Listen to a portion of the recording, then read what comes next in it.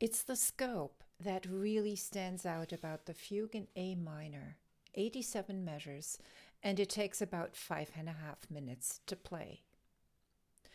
The spirit that drives the fugue is motion, a continuum of steady, determined pacing. It takes us from a rather plain and commonplace beginning to a grandiose finale.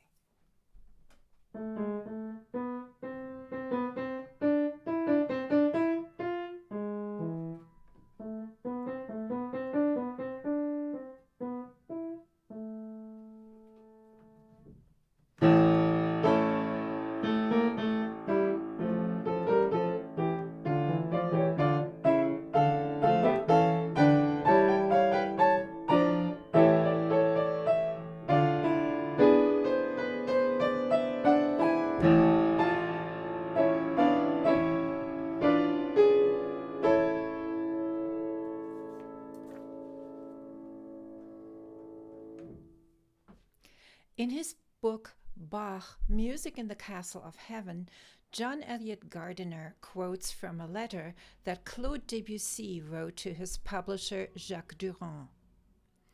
Debussy writes, "Sometimes, often indeed, Bach's prodigious technical skill, which is, after all, only his individual form of gymnastics, is not enough to fill the terrible void created by his insistence on developing a mediocre idea, no matter what the cost." You could say that the subject of the A minor fugue is not terribly inspired.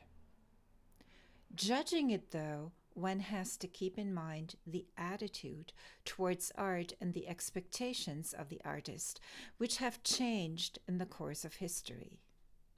In Bach's time, in the Baroque, musical ideas formed a common language that had a certain musical vocabulary, certain idioms and phrases, and ways of using them.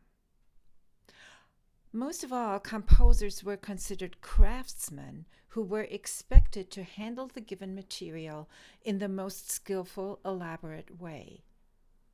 Inventing creative, original ideas that had never been heard before was not the main objective. Of course, that doesn't mean they never happened. In the course of the A minor fugue, the subject appears 39 times. That includes the inversion of the subject.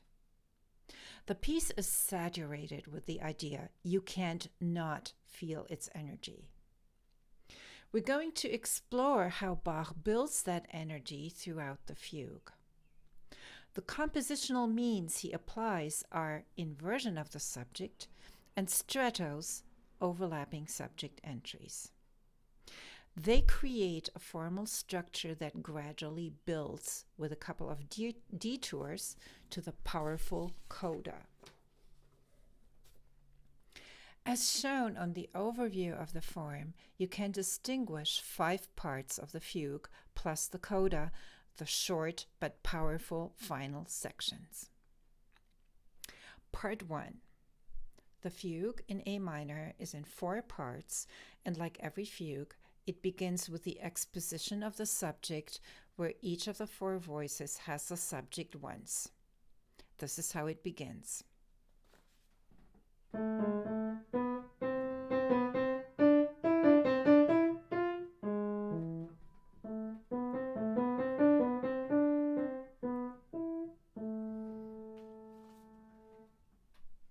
The final entry in the tenor leads into a cadence that finishes this part on the dominant.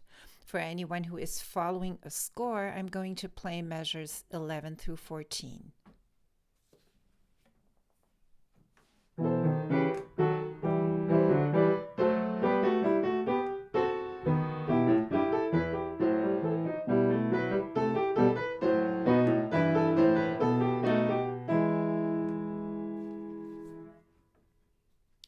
The second part of the fugue presents the exposition of the inversion of the subject.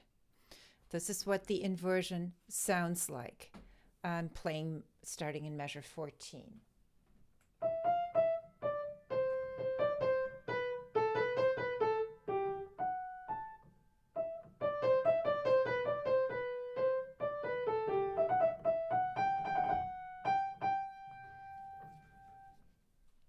Again, the inversion goes through all the four voices. The fourth and last entry is in the alto and ends with a cadence back in A minor. I'm going to play measure 24 through 27.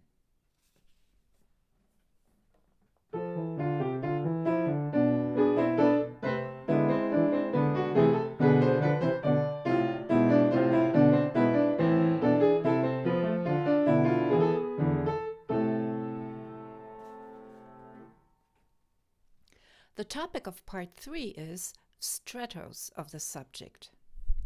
Stratos are overlapping subject entries as in a round or a canon. Generally, they intensify the energy. The subject accompanying itself sounds like this. This is measure 24 through 31.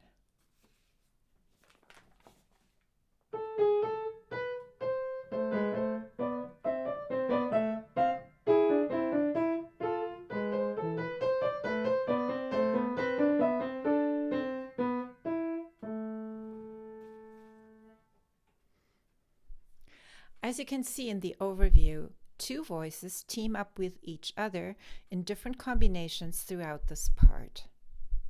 Most of the time, the remaining two voices accompany in free counterpoints. All four voices together create a full and rich sound. There's one moment where Bach veers away from this plan in the episode before the final stretto. He thins out the texture and keeps the action in the low range. This creates a special, very warm effect and prepares a brightly shining subject entry in the soprano in C major. I'm playing from the beginning of the episode, measure 40, through the ending of part 3 in measure 48.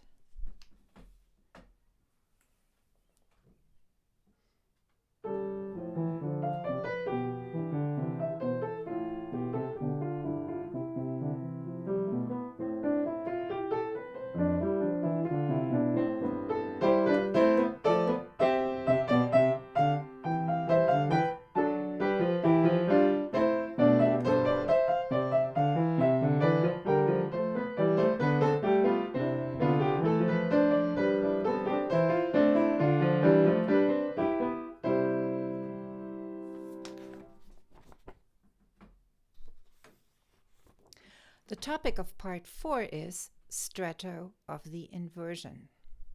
The first stretto of the inversion between alto and tenor sounds like this. This is part 48, measure 48 through 53.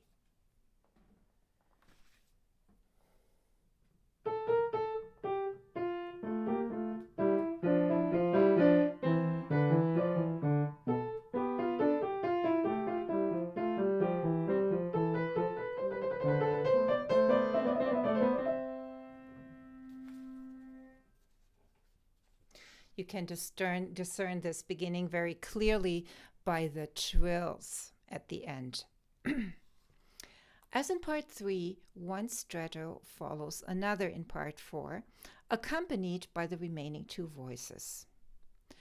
Once again, the ending stands out with a long pedal point, a sustained note in the bass, while the higher voices continue to move. This results in plenty of passing dissonances, intervals that clash with each other, and it is a means to create suspension before the end of the part.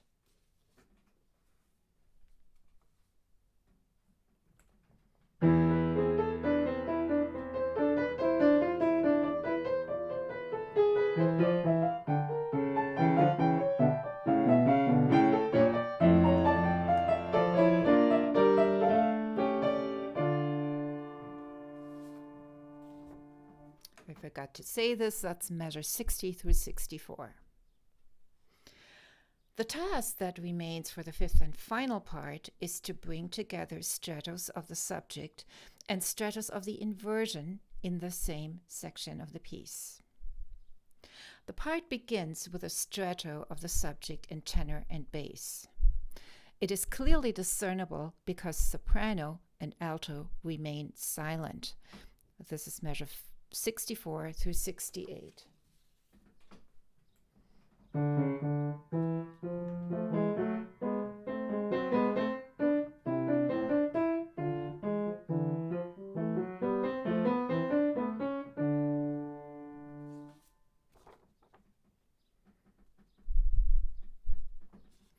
After the stretto of the inversion that follows, Bach inserts another episode, this time in the high range.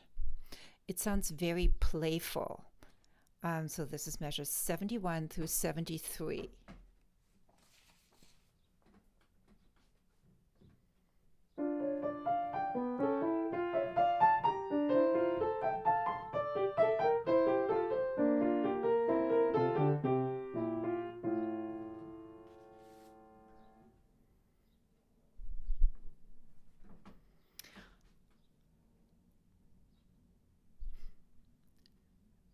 This episode is followed by a stretto of the inversion before a stretto of the subject prepares the climax.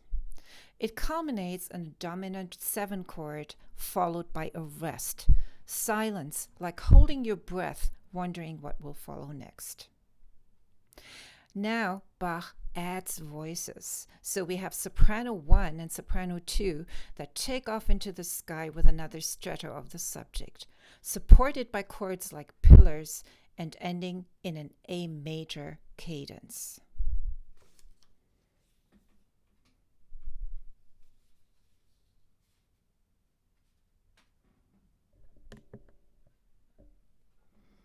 So this is measure 76 through 83.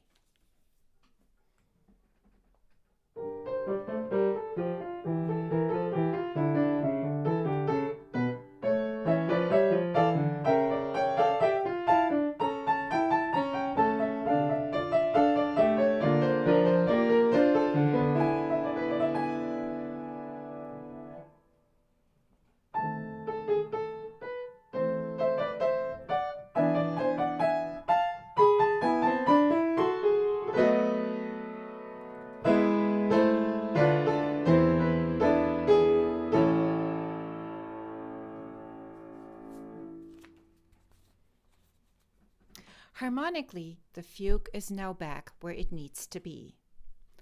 But the energy of the subject requires more.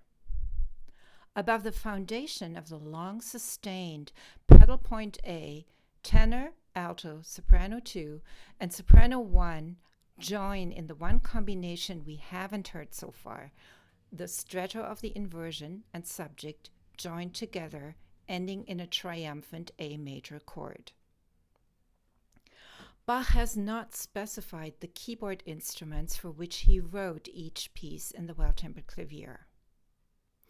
The scope of the A minor fugue and the numerous sustained notes throughout the piece point to the organ as the possibly preferred instrument. On the organ, the sound of these long notes will actually be sustained. You can't do that on the piano, and this effect adds grandeur to this magnificent piece.